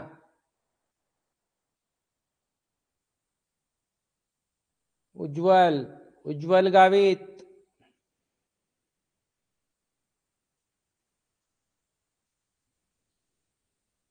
चला, फार सोपं आहे. दुकानात गेल्यानंतर जे काही सामान घेतलंय त्याचं बिल अगोदर तयार केलं जातं. आणि बिल तयार करताना ज्या ज्या वस्तू घेतल्यात त्या वस्तूंची वस्तू आणि त्यांची किंमत. आता काय तुम्हाला खोकल्याचा आवाज येतोय माझा, काय करावं आता? ही रंगपेटी किती रुपयाची, त्याच्या पुढे असं बिल तयार केलं जातं. एक पर्ची तयार केली जाते, म्हणजे असं बिल असतं, लिहिलेलं असतं त्याच्यावर. एका बाजूला वस्तूची किंमत, किती नग, आणि मग त्यानं गुणाकार, आणि शेवटी किंमत. तेवढं नाही लिहायचं आपल्याला, फक्त डायरेक्ट दिलंय ते लिहायचंय. 25.5 म्हणतंय. 25.5 लिहतात कसं? दशांश चिन्हामध्ये 25.5 लिहायचं कसं? साडे काय, सव्वा काय, पावणे काय, येतंय का तुम्हाला ते? येतंय का? येतंय का तुम्हाला? माहिती का तुम्हाला? हा, शिंदे. कोण आहे ही? प्रियल शिंदे. चला बोला, बोला ना राव. तुम्ही बोलल्यावर मला जरा मदत होते. बोलताय का कोणी? कुणीच बोलना. कोण बोलतय? आराध्या बोलते का? आराध्या भापकर. का बरं माईक ऑन व्हायना कुणाचाच? बरं जाऊ द्या, एवढं उदाहरण मी सोडवितो. 25.5 शब्दाचा 25.5 दोन पद्धतीने लिहिता येतंय. एकदा शब्दात लिहिता येतंय, दुसऱ्या पद्धतीनं असं बी लिहिता येतंय 25.1/2 अपूर्णांकाच्या भाषेत, त्याला साडेच म्हणतात. साडे म्हणजे हे 25 वरी असणारा अर्ध. तसं याला पुन्हा तुम्हाला जर दशांशामध्ये लिहायचं असेल तर 25.5 लिहिलं तरी जमतंय, 50 लिहिलं तरी जमतंय. पण 25 रुपये म्हणल्यामुळं 50 पैसे असतात म्हणून 50 लिहायचं. रंगपेटी आहे 25.5 रुपयांची म्हणून 25.50 एवढे रुपये रंगपेटीला लागले. नीट बघायचं, एखादी वस्तू राहू नये, दुकानदाराला घाटा होईन बघा, तोटा होत असतंय. रुपये 4.50 किमतीचं घेतलं पेन. पेन घेतले, पेन. पेनाची किंमत किती? त्याला बराच स्वस्त मिळालाय, आता 5-6 रुपयाला झालाय. 4 पॉइंट, मग पॉइंट खाली पॉइंट आणा इथं व्यवस्थित, आणि मग व्यवस्थित मागची संख्या मागन पुढची संख्या पुढं बेरीज करायची शेवटी. म्हणून आपण पॉइंट खाली पॉइंट व्यवस्थित लिहित यायचं. पुढं पेन झालं. 22 रुपयाची वही घेतली एक विकत, 22 रुपयाला वही. 22 रुपयाची वही लिहिली, मग ती 22 रुपये वही कसे लिहिणार? वही लिहायचं बरोबर 22 पॉइंटच्या अगोदर 22 लिहायचे. मग हे 4च्या खाली 1 2 येतील आणि इकडच्या 2च्या खाली इथं हे वरचे 2 आहेत तसं. हा, आणि मग पुढं 22 रुपयाच्या पुढं पॉइंटच्या पुढं काय नाही तर फुकटचे घर घ्या 0-2, त्याला काय अडचण नाही. असं 22 रुपयाची वही झाली. दुकानदारास मात्र 100ची नोट दिली. आता हे दिलेले 100 बाजूला लिहून ठेवा. 100 रुपये दुकानदाराला दिलेत, मग परत किती येतील? आमच्या लहानपणी दुकानाला जाताना विचारायच्या अगोदर, त्याला हिशोब येतोय का ते बघू, बघ बरं 100 रुपये, मग एवढं मोठं सामान घेतल्यावर तुला किती वापस भेटतील आधीच विचारायचे. आणि मग घरी एकदा अभ्यास करायचा आणि मग दुकानात जायचं आणि मग तिथून बरोबर दिलेत का मोजू घ्यायचं. असा प्रकार आहे. तसंच शिकवित आहे हे तुम्हाला. मग 100 रुपये तर दुकानदाराला दिले, परंतु सामान किती रुपयाचं झालं? आपण जे घेतलेलं साहित्य ती खरेदी केलेली किती रुपयाची ती बेरीज करून बघा, कितीची झाली सांगा. इथं शून्याला 0, 5 आणि 5 10, इथला 0 0. आता आला हातच्या 1 पॉइंट खाली पॉइंट, हातच्या आला 1. 5 आणि 1 6, 6 आणि 4 10, 10 आणि 2 12, हातच्या आला 1. 1 2 आणि 1 3, 3 इथलं काही नाही म्हणजे इथं 0 आहे, त्याचं काय अडचण नाही. 2 आणि 1 3 आणि 2 5, 52 रुपये झाले बाबा. किती झाले? 52. आणि तुम्हाला फसविण्यासाठी पहिलाच पर्याय 52 दिलेला असतो, कारण गडबडीमध्ये पटकन बेरीज करून उत्तर दिसतंय का बघतो विद्यार्थी. सवय लागलेली असते त्याला, पटकन लागलेली सवय चटकन चुकून जाते. असा प्रकारचा प्रश्न असतोय. काय चुकलं? बेरीज तर बरोबर आहे, चुकलं काय? चुकलं एवढंच की प्रश्न विचारलाय 100च्या नोट मधून एवढे पैसे जर दुकानदारानं घेतले तर शिल्लक किती राहिलेत ते काढायचंय. प्रश्न वेगळाच विचारलाय, उत्तर वेगळंच काढलंय आणि दिसलं म्हणून लिहून बी टाकलंय. आता कळलंय, आता असं करून पुसतय. काय फायदा नाही. असं पुसून पुसत नाही, उलट खराब होतय. एकदा चुकलं पुन्हा काय दुरुस्त करण्याच्या भानगडीत जायचं नाही. मग चूक जाताना चूक होऊ द्यायची नाही म्हणून दोनदा विचार करायचा. काय विचारलंय तेच काढलंय का एकदा बारकाईनं बघायचं.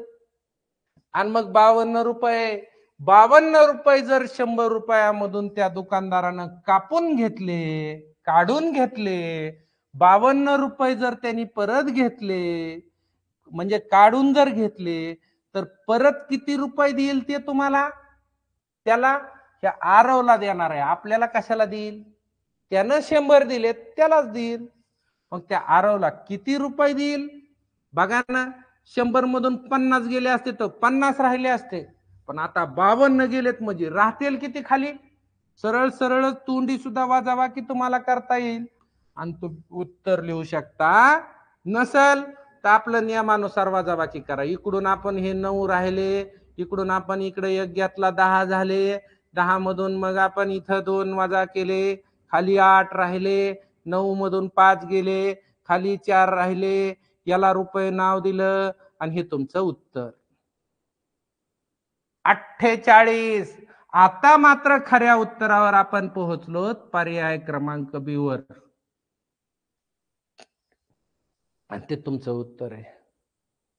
हा झालं माझं उत्तर काढायचं.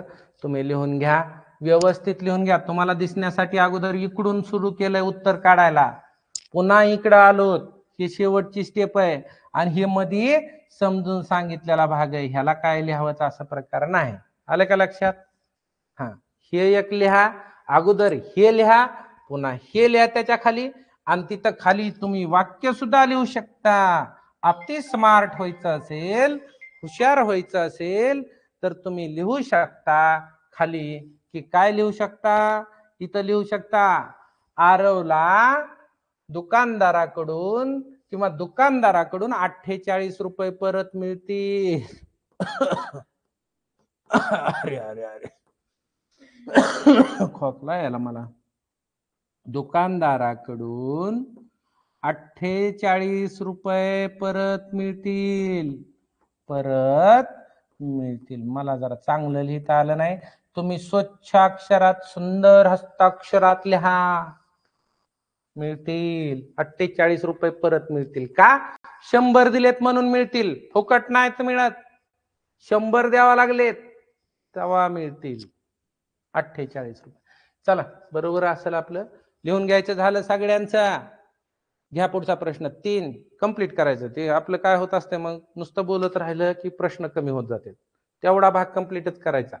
आज थोडस तुम्हाला जमतंय का? टायमाच्या पुढे कोणाच्या बऱ्याच जणांची शाळा असू शकतात. 8:33 झाले. चला योग्य वेळेत घेऊ. जरी राहिलं असलं थोड्या वेळानंतर हे करून घ्या. प्रश्न आहे, एक गाडी तासी 45 मैल. मैल हे पहिलं असायचं. पहिले लोक म्हणायचे 2 मैल चाललो, 3 मैल चालून आलो, 5 मैल. मैल म्हणजे थोडक्यात ते किलोमीटर सारखंच होतं, पण किलोमीटर नाही. त्याच्यामुळे त्यांनी दिलंय की एका मैल मध्ये 1.6 किलोमीटर आहेत असं समजा. अशी माहिती अगोदर पाठ करून ठेवा आणि मग नंतर उत्तर काढा. काय उत्तर काढा? 45 मैल गतीनं जातंय तर तिचा तासी वेग किती? तासी 45 मैल न जातंय म्हणजे तासी वेगच आहे तो, फक्त किलोमीटर मध्ये कन्वर्ट करायला सांगितलंय. 45 मैल. मैल म्हणजे काय तुम्ही म्हणताल, हे काय प्रकार आहे? हा किलोमीटर सारखं एकक होतं पहिलं. जुने लोक अजून म्हणतात तसं. तुम्हाला जर घरी असतील तर तुमच्या सांगतील ते मैल. मग मैल किती होता? तर आपलं गणित सांगतं की 1.6 किलोमीटरचा 1 मैल असतंय.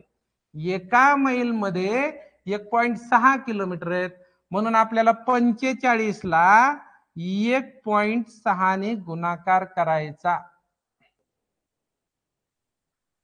म्हणजे या उदाहरणामध्ये तुम्हाला दोन संख्यांच्या गुणाकाराचा दशांश मधल्या संख्यांच्या गुणाकाराचा नियम माहित पाहिजे, तेव्हा तुम्ही याचं उत्तर काढू शकता.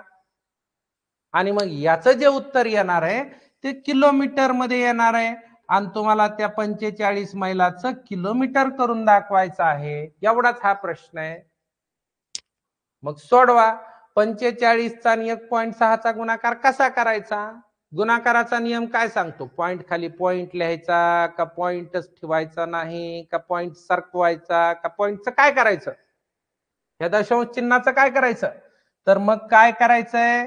काहीच नाही करायचं. गुणाकाराचा नियम सांगतो दशांश चिन्ह नाही असं समजा आणि मग राहिलेल्या संख्याचा गुणाकार करून घ्या. दशांश चिन्ह नाही म्हणल्यावर वर 45 खाली 16, 45 16चा गुणाकार करा. किती आला? 16 पंचे किती झाला गुणाकार?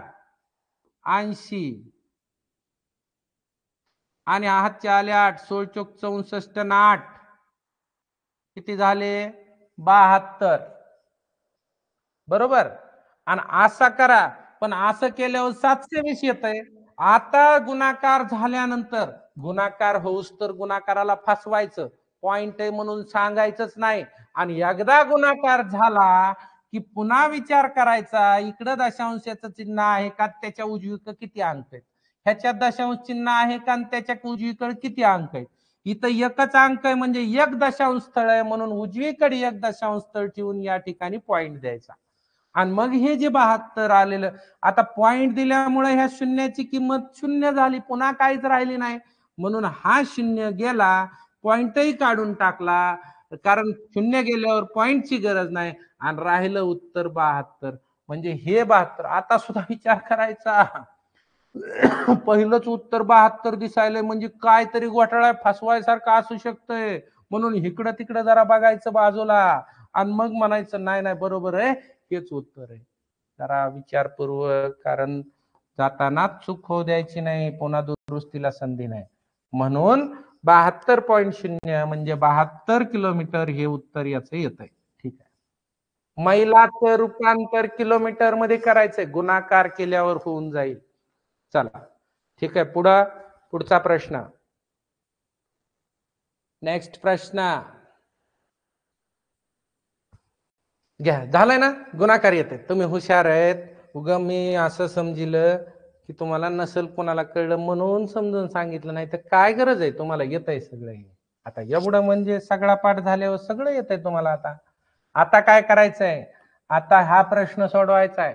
4.8 मीटर लांबीच्या एका पाईपाचं 60 ठिकाणी कापून समान तुकडे केले. पाईप कापायचा आहे.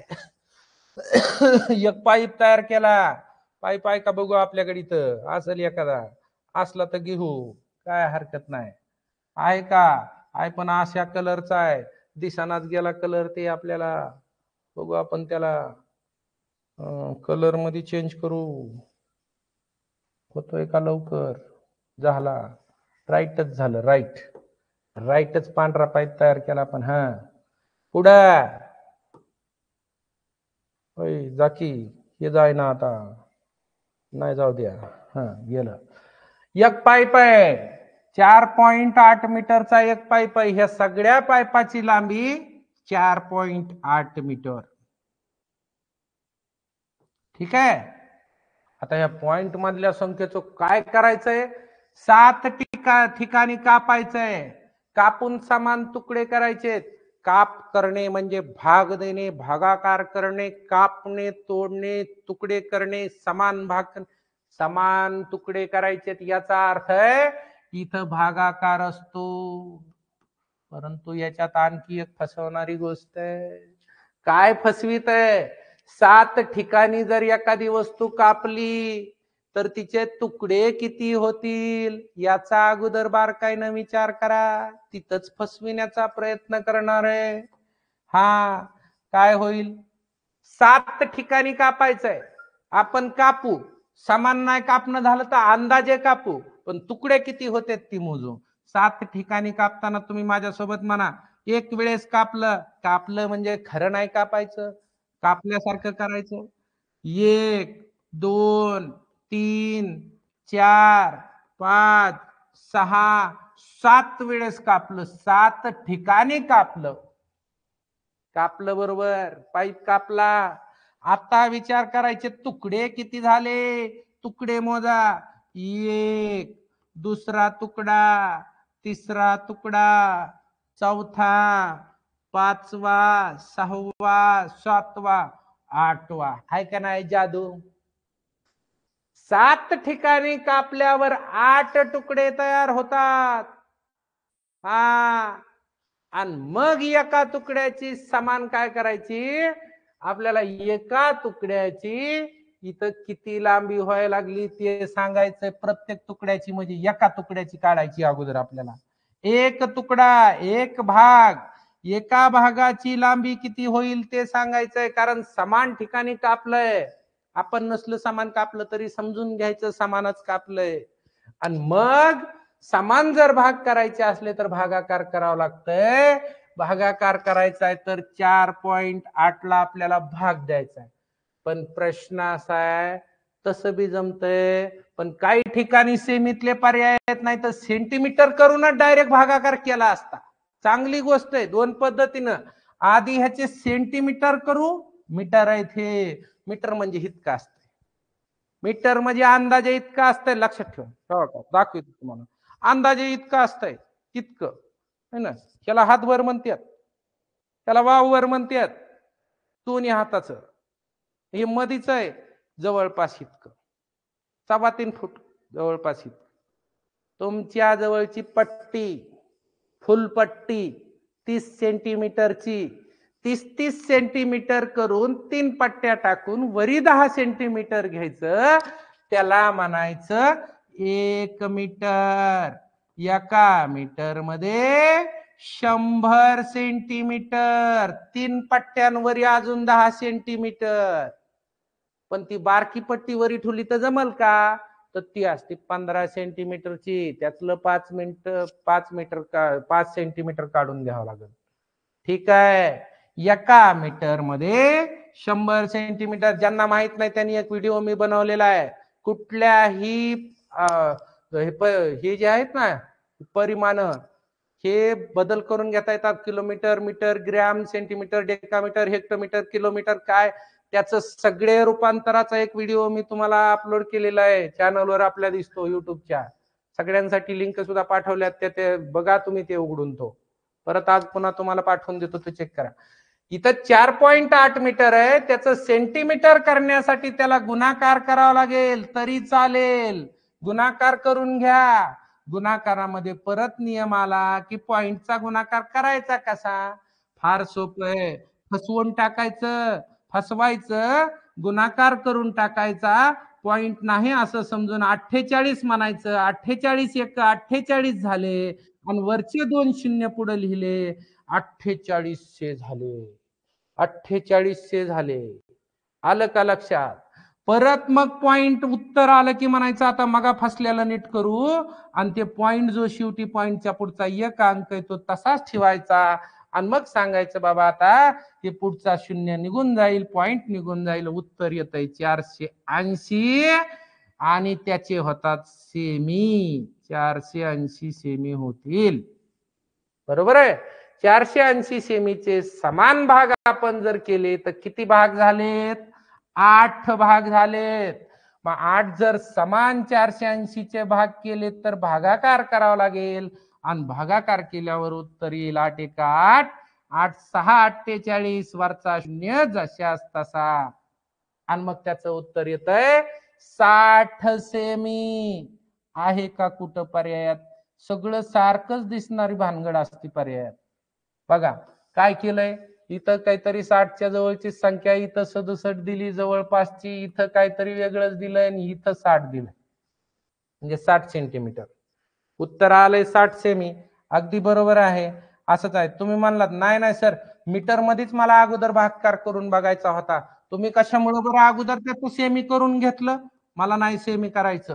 अगोदर मी 4.8 लाच डायरेक्ट मी त्याचे 8 भाग करणार आहे, मीटर मध्ये उत्तर काढणार आहे. हरकत नाही, तुम्हाला संपूर्ण स्वातंत्र्य आहे. तुम्ही कसंही सोडवू शकता. सोडवा.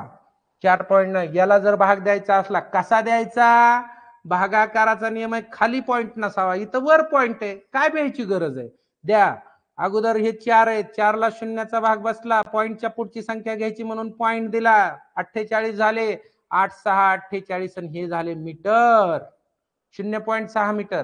0.6 मीटर 6-7 मीटर आहे. 6 मीटर वाला पर्याय इथे कुठं उपलब्ध नाही, 8 वाला आहे, पण नाही त्याच्यावर आपला भागत. मग या परत 0.6 मीटरचं आपल्याला मीटर सेंटीमीटर मध्ये रूपांतर करण्यासाठी याला गुणवले 100 करावं लागेल. परत तोच नियम, पॉइंट नाही असं समजायचं, म्हणजे 6 झाले, 6 1 6 आलं, परत 2 शून्य दिले, परंतु लक्षात आलं की 1 दशांश स्थळ आहे म्हणून 1 न कट केलं आणि याचं उत्तर परत सेमी मध्ये झालं. हे ट्रान्सफर सेमी मध्ये झालं. या दोन्ही पद्धतीनं जरी सोडवलं तरी उत्तर 60 सेमीच आलं पाहिजे आणि एकच पर्याय इथं पर्याय क्रमांक डी हे तुमचं उत्तर असणार. लिहून घ्या. मला वाटतं आता शेवटचा प्रश्न राहिलाय, थोडासा 10 मिनिटं वेळ वाढला तुमच्याशी गप्पा मारताना, 10-15 मिनिटं थोडासा वेळ वाढलाय. थोडस काही जणांना अर्जंट जायचं असेल तर ते गेलेही असतील, त्यांनी पुन्हा रेकॉर्डिंग पाहतील. हे कम्प्लीट करा, हे लिहून घ्या. लिहायचं झाल्यानंतर शेवटचा प्रश्न तुमच्या समोर.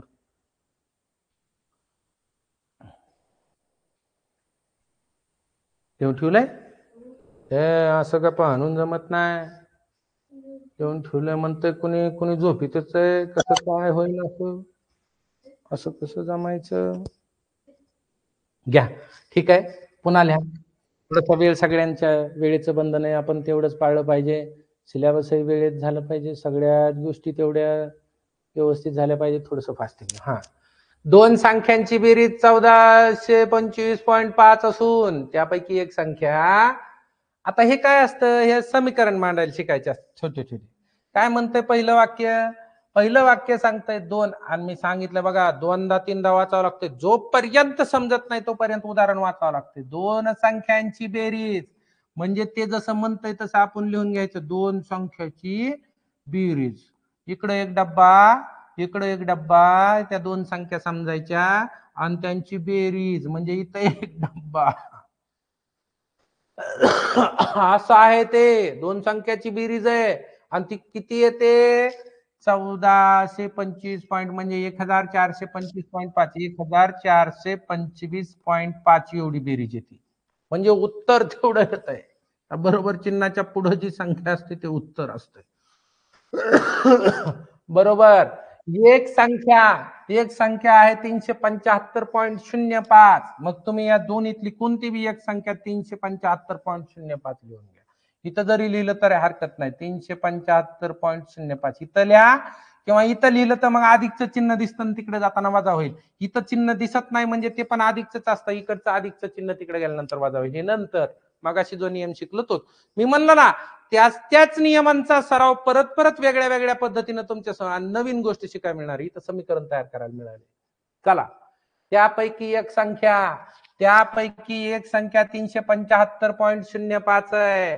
मग इथं लिहिली आपण 375. सॉरी, असं नाही चुकलं पाहिजे बघा, असं चूक करून कसं जमन.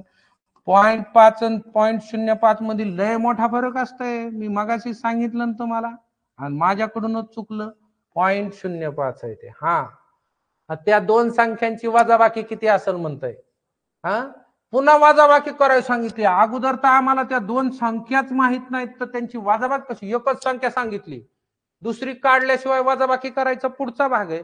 पण अगोदर आम्हाला बेरीज येतं, हे समीकरण मांडून याच्यातून ती संख्या तर काढावं लागल. काढा संख्या. कशी काढायची, या डब्याची किंमत माहित झाली, त्याच्या मागे त्याचं चिन्ह असतं. मी सांगितलं एखाद्या संख्येला चिन्ह दिलं नाही ते अधिकचं चिन्ह असतं. ही संख्या इकडं अधिकच्या चिन्हासोबत या दुसऱ्या डब्यासोबत आहे, या डब्याची किंमत माहित नाही. इकडचं ही अधिक असणारी संख्या संख्येच्या बाजूला घेऊन चला, तिकडच्या बाजूला संख्या आहेत, इकडे ही 25, इकडे 31 संख्या, या संख्येच्या बाजूला संख्या न्यायची. जात असताना स्वतःचं चिन्ह बदलल्याशिवाय दुसऱ्या पक्षात प्रवेश मिळत नाही.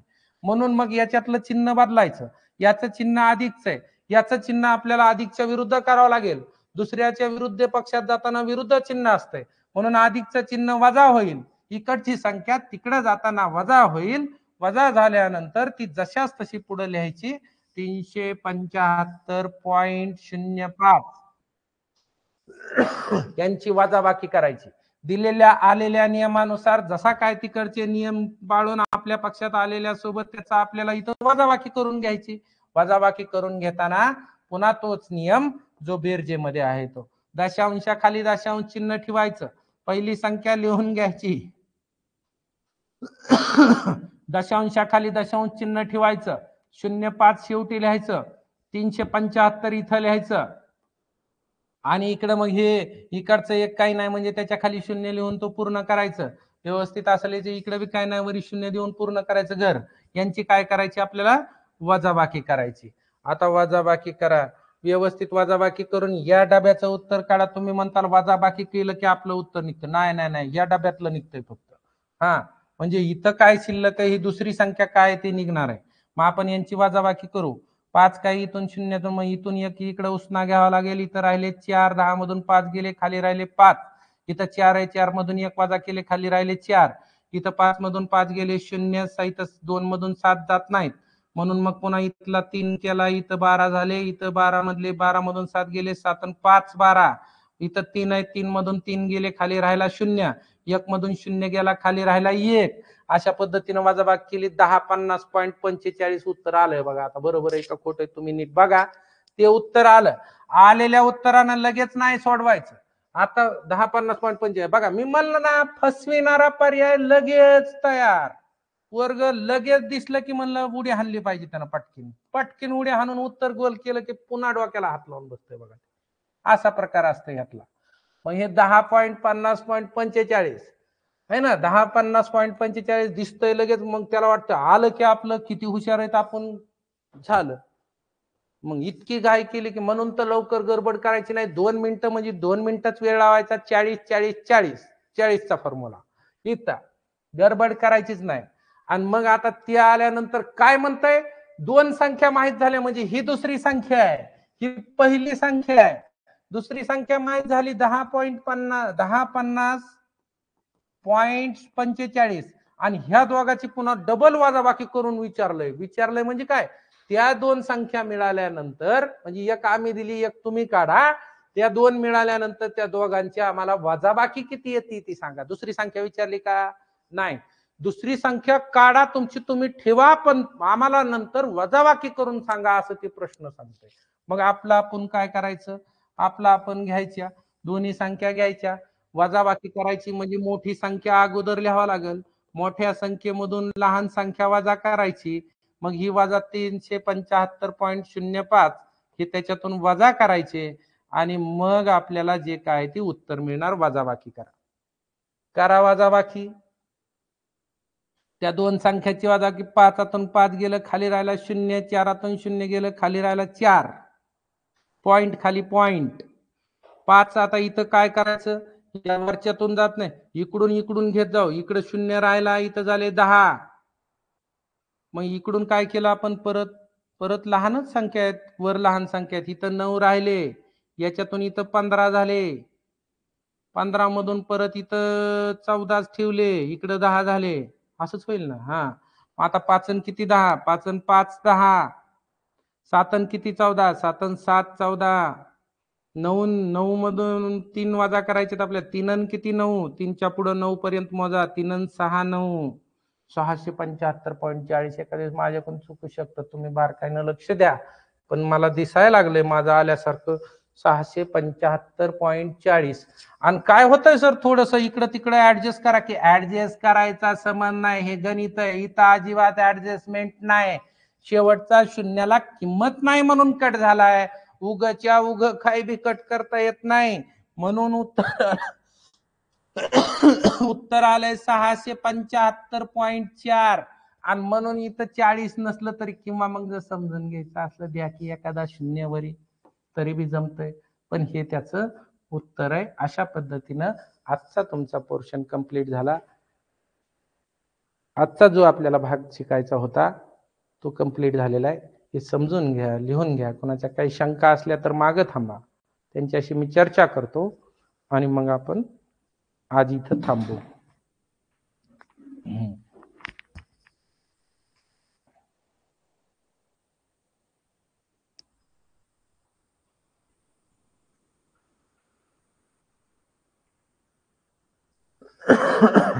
वैष्णवी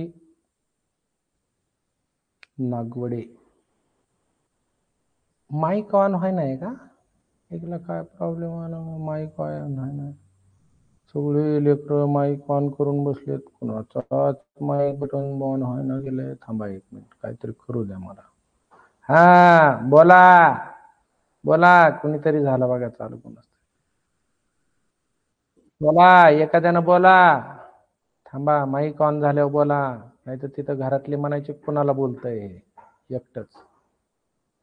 हा होतोय का माईक ऑन? बोला, कुणाच तरी होईल ना, कोणाचा तरी होईल की नाही.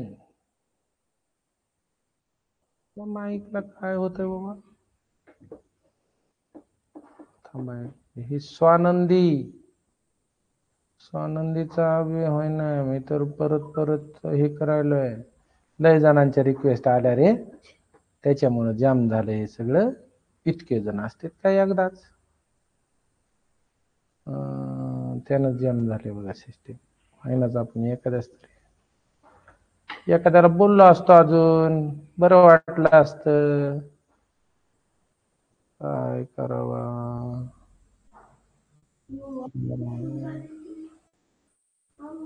नाही, संपलाय. क्लास संपलाय.